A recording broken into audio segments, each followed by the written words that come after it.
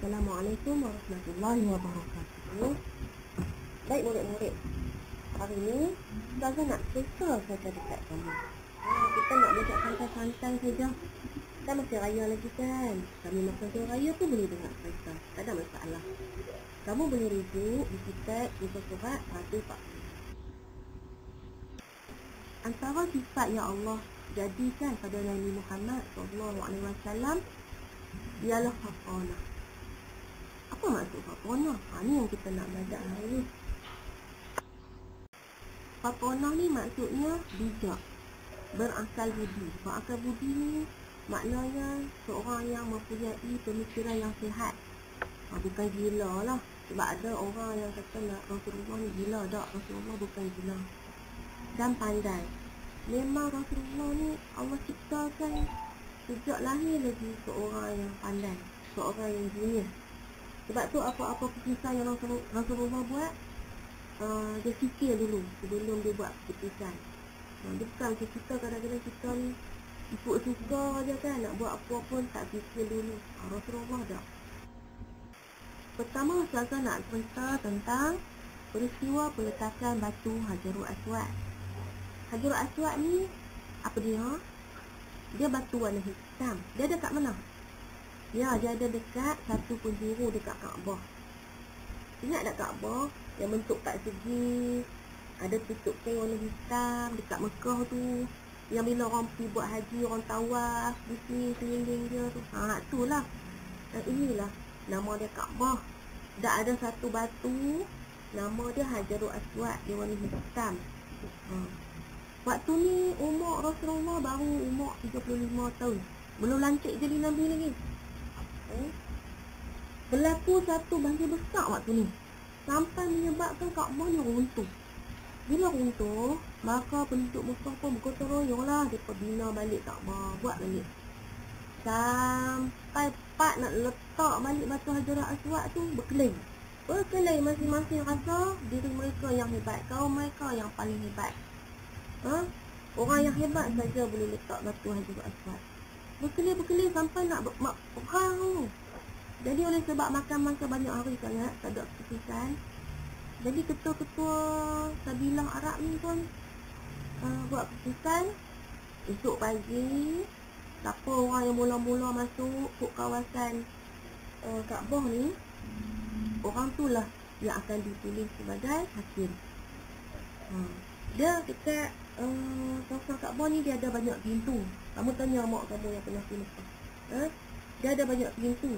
Ada satu pintu ni, nama dia pintu Bani Syaibah. Bani Syaibah ni adalah satu keturunan yang diamanahkan untuk jaga kunci pintu Kaabah sampai hari ini. Bani Syaibah ni lah yang bertanggungjawab pegang kunci Kaabah. Jadi mereka buat keputusan, siapa orang pertama yang masuk ke kawasan Kaabah, masuk ke pintu Bani Syaibah ni, orang ni kita lantik jadi hakim. Tengok-tengok esoknya, orang yang mula-mula masuk ke pintu Syaibah tadi ialah Nabi Muhammad. Jadi semua ketua kabilah Arab ni pun setujulah nak lantik Rasulullah sebagai hakim. Jadi Rasulullah ni dia nak buat macam mana? Apa dia kata? Dia nak pilih siapa? Bijaknya Nabi ni, dia letak batu ni, batu Hajarul Aswad tu dekat tengah-tengah kain. Lepas tu kat setiap bucu kain tu, dia suruhlah ketua-ketua kabilah ni pergi peganglah seorang sikit kat tepi-tepi bucu kain tu. Bawa lah batu Hajarul Aswad ni, bawa sama-sama sampai dekat Kaabah. Dah sampai kat Kaabah, barulah Rasulullah ambil dan terus letak. Maka semua orang puas hati, tak jadilah perang. Nampak tak Rasulullah? Bijak tak? Macam tu lah. Kalau tidak jadi perang besar tu. Macam ni kan kat Palestin. Kisah kedua yang membuktikan Rasulullah ni seorang yang bijak, iaitu melalui hijrah Rasulullah SAW ke Madinah. Kenapa Nabi berhijrah? Sebab waktu ni orang musyrikin Mekah tak terima Islam. Siapa yang masuk Islam kena bunuh, kena seksa dengan teruk sekali.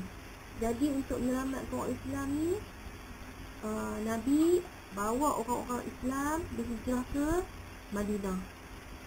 Jejaknya Nabi tak guna jalan yang biasa orang Arab guna untuk pergi ke Madinah. Sebab apa Nabi tak guna jalan biasa? Sebab kalau guna jalan biasa, senanglah kena tangkap kan. Waktu ni memang orang musyrikin Mekah buat tawaran hebat lah. Siapa yang dapat tangkap Rasulullah, mereka nak bagi hadiah. Jadi ramailah orang yang berusaha, orang musyrikin Mekah yang berusaha untuk tangkap Nabi. Jadi Nabi pun guna jalan yang jarang orang lalu. Nabi upah seorang yang nama dia Abdullah bin Uraiqid. Dia ni pandai bab-bab jalan. Dia yang pandu Nabi guna jalan yang tak biasa orang guna. Kalau kamu masih ingat lagi, Nabi lalu kok jalan yang ada bukit, ada gua. Nabi sembunyi kat dalam gua. Sampailah orang yang cari Nabi ni, dia lari pergi tempat lain, barulah Nabi keluar pula. Lalu jalan yang jauh. Kalau kamu tengok peta ni, jalan yang warna yang kelabu-kelabu tu jalan yang biasa. Tapi Nabi guna jalan yang putih-putih kan, yang titik-titik. Jalan tu yang tak biasa orang lalu. Jalan tu lah yang Nabi lalu. Dia jalan yang susah sikit lah, tapi alhamdulillah selamat Nabi sampai ke Madinah. Apabila sampai saja di Madinah, perkara yang pertama sekali Nabi buat ialah mempersaudarakan kaum Aus dan Khazraj, juga mempersaudarakan Muhajirin dan Ansar. Aus dan Khazraj ni orang yang asal duduk dekat Madinah. Semua ni disatukan dan dipanggil Ansar. Manakala orang yang mai dari Mekah ni, yang baru berhijrah ke Madinah ni, dipanggil Muhajirin. Bila Nabi mempersaudarakan Muhajirin dengan Ansar, maka kuatlah orang Islam dekat Madinah. Kesian orang Muhajirin ni, dia nak pergi hijrah tu bukan dia bawa rumah dia, harta dia apa kan boleh bawa banyak-banyak. Kan bahaya kot jalan. Jadi dia pergi ni dia tak ada apa. Orang Ansar ni lah yang banyak tolong orang Muhajirin. Bagi tempat tinggal, bagi tanah, bagi harta. Ada yang bagi kahwin dengan anak dia. Ada yang sampai isteri dia ramai dia bagi. Dia ceraikan isteri dia, dia kata siapa nak kahwin dengan isteri dia, kahwin lah. Dia kata macam tu.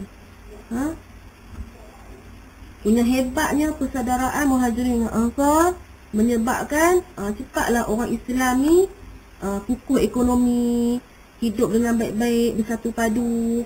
Lepas tu musuh ada lagi dekat Madinah tu, ada Yahudi. Yahudi pun tak berani lah bila orang Islam kuat kan. Ni hebatnya, bijaknya Nabi, dia buat macam ni. Antara contoh sahabat Nabi yang telah dipersaudarakan, kira macam keluarga angkat lah kan. Ja'far dengan Mu'az, Abu Bakar As-Siddiq dengan Kharijah bin Zuhair, dan Abdul Rahman bin Auf dengan Sa'ad bin Rabi'. Macam contoh Abdul Rahman bin Auf ni, dia orang Muhajirin lah, dipersaudarakan dengan Sa'ad bin Rabi'. Sa'ad bin Rabi' ni orang Madinah, orang Ansar. Jadi bila dipersaudarakan, Sa'ad ni sampai sanggup serahkan separuh harta dia dekat Abdul Rahman bin Auf. Dan dia sanggup nak ceraikan salah seorang isteri dia supaya Abdul Rahman ni boleh kahwin, ada isteri. Tapi Abdul Rahman ni dia taklah ambil kesempatan. Dia tolak elok-elok, dia kata tak apa. Cuma bagi tahu kat dia kat mana lokasi pasar Madinah supaya dia boleh berniaga kat situ. Ni contoh macam mana persaudaraan yang hebat antara Muhajirin dan Ansar. Seterusnya, bila sampai saja di Madinah ni, perkara yang seterusnya Nabi buat ialah membentuk Piagam Madinah. Piagam Madinah ni kira satu perlembagaan lah, perlembagaan yang bertulis undang-undang negara Madinah. Yang mana semua penduduk Madinah ni kena ikut. Sebab dalam Madinah ni masih ada orang bukan Islam, iaitu Yahudi, dan ada orang Islam, orang Ansar. Ada juga orang Muhajirin. Orang Yahudi ni dia suka berkelahi, dia suka kacau orang. Macam yang Allah ni, yang duk perang dengan Palestin ni, Yahudi lah kan. Faham kan orang macam mana? Dia ni ketegak, dia kata dia saja betul. Jadi memang kena buat perlembagaan. Nabi ni bijak, Nabi buat perlembagaan awal-awal lagi. Dalam piagam Madinah ada 5 perkara. Pertama, semua penduduk Madinah kena mengaku, kena taat Nabi sebagai ketua negara.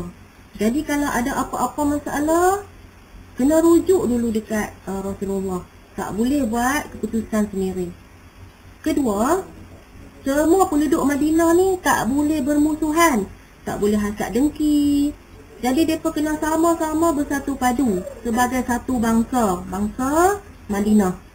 Yang ketiga, penduduk Madinah ni bebas beragama. Kalau Yahudi nak agama dia pun, orang Islam tak boleh kacau. Dan orang Islam punya agama pun, orang Yahudi tak boleh kacau. Hidup elok-elok, siapa jangan kacau siapa. Nombor 4, semua penduduk Madinah kena bekerjasama dalam masalah ekonomi. Dan kena sama-sama mempertahankan Madinah ni daripada serangan musuh. Kot-kot ada siapa dari luar Madinah nak menserang Madinah, tak kira lah orang Islam ke bukan Islam ke, kena sama-sama mempertahankan kota Madinah. Seterusnya yang kelima, keselamatan orang Yahudi akan terjamin selagi mana mereka patuh dan taat pada perjanjian dalam piagam Madinah ini. Ini yang penting ni, Nabi buat piagam Madinah supaya Islam dapat berkembang dengan baik kat Madinah. Negara Madinah pun kira aman damai, hidup baik-baik. Bijak tak Nabi? Bijak kan?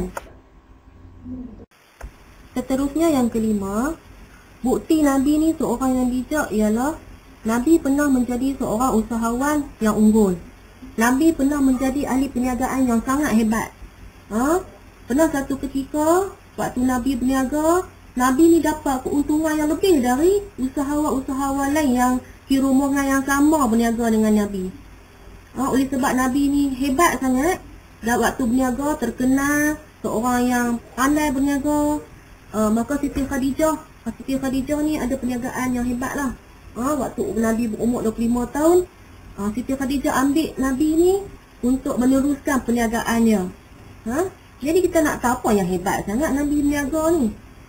Macam mana Nabi boleh jadi usahawan yang hebat? Apa Nabi buat?